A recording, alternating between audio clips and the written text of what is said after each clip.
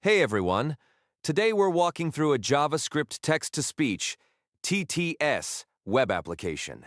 Let's dive into the code and see how all its parts work together to convert text into speech.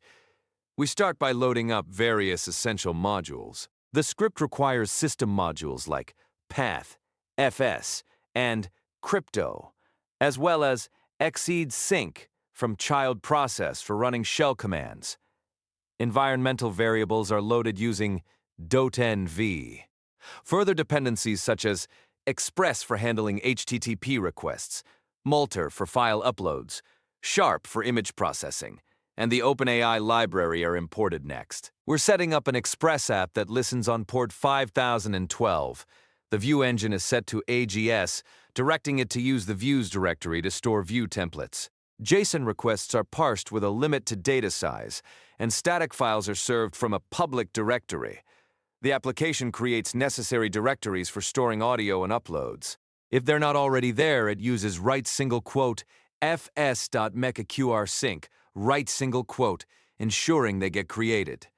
Now, let's talk about helper functions. These functions handle tasks like retrieving API keys from the environment, loading and saving question history to write single quote question_history.json, splitting and chunking text for processing into smaller manageable pieces, and making HTTP requests with fetch.json.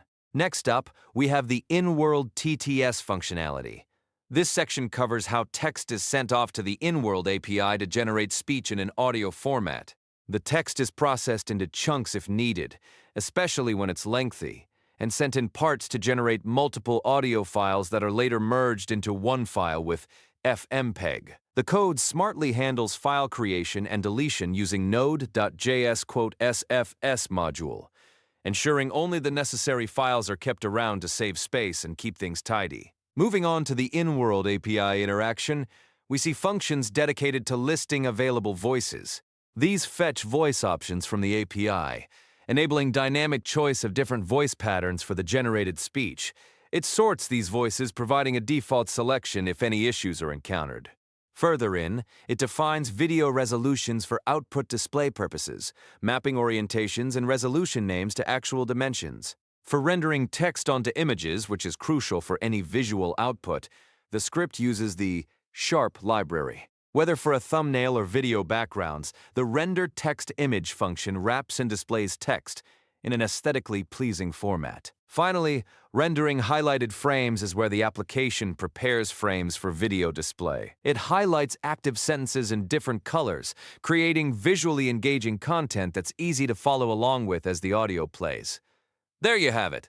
This JavaScript code showcases a comprehensive approach to converting text to speech, producing dynamic audio content with customizable visual elements, all through some clever use of Node.js and various libraries. Hope you found this walkthrough insightful.